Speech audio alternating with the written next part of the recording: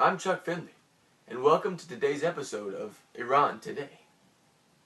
In this episode, we're going to be talking about Iran and its government structure.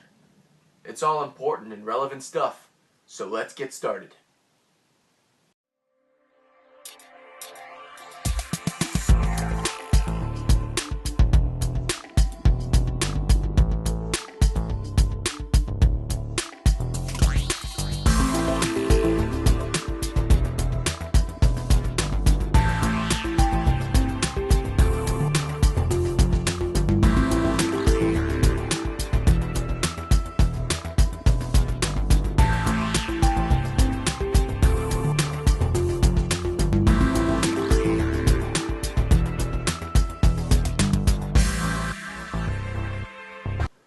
At the top of Iran's power structure is the Supreme Leader, the highest-ranking political and religious authority.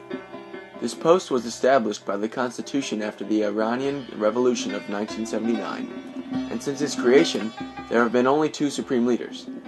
The incumbent leader, Ayatollah Ali Khamenei, has served since 1989, following the death of Ayatollah Ruhollah Khomeini, the father of the Iranian Revolution.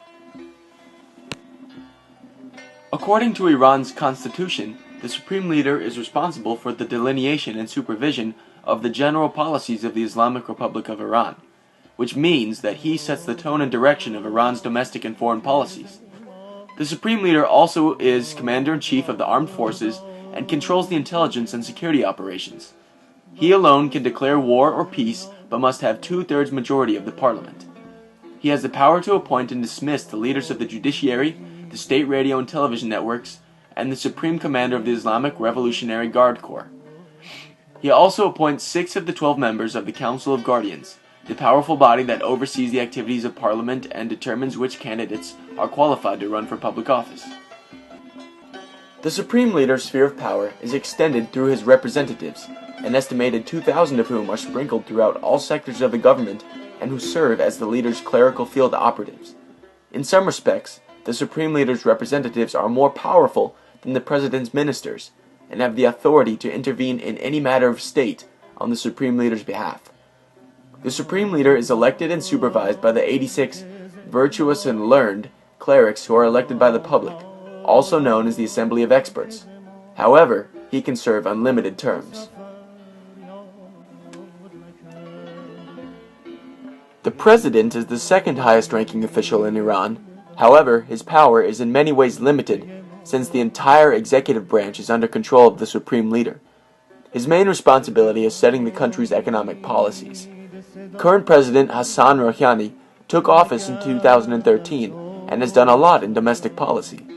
He encourages personal freedom and free access to information, has improved women's rights, and has been described as a centrist and reformist who has improved Iran's diplomatic relations with other countries. The President is directly elected by the people for 4-year terms and cannot serve more than 2 terms. The Iranian Parliament is a unicameral legislative body whose 290 members are publicly elected every 4 years. It drafts legislation, ratifies international treaties, and approves the country's budget. In the parliamentary elections of 2000, reformist candidates won nearly 3/4 of the seats in Parliament. Only 14% of the newly elected deputies were clerics. However, Parliament is still held in check by the Council of Guardians, the influential oversight body that examines all laws passed by the Parliament to determine their compatibility with the Sharia, or Islamic law. At times, the Council, half of whose members are appointed by the Supreme Leader, has struck down up to 40% of the laws passed by Parliament. Now, the only question we have left to address is whether or not the government in Iran is legitimate. The Islamic Republic of Iran is a mixture of democracy and theology, which is rule of the clergy, giving the people the power to elect officials and choose what path they want to take, but at the same time giving an abundance of power to one person and one religion, obscuring the line between a government that is legitimate and one that is not. The question of legitimacy is a very tricky one to address. Legitimacy of a certain government or regime is widely accepted to be reflected by the will of the people, and whether or not the people believe their rulers have legitimate power. After the highly controversial presidential election of 2009 in Iran, the regime began to forcibly suppress anti-government protesters.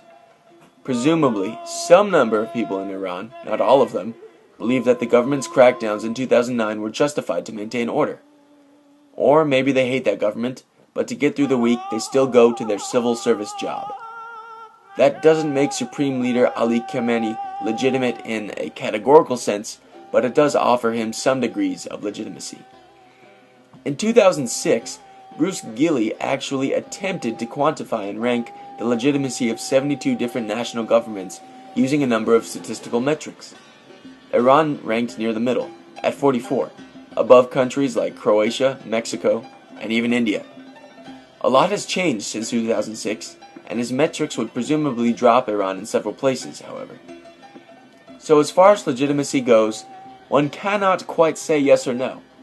However, there is an operational system in place, and many countries, including the United States of America, continue to work with that governmental body.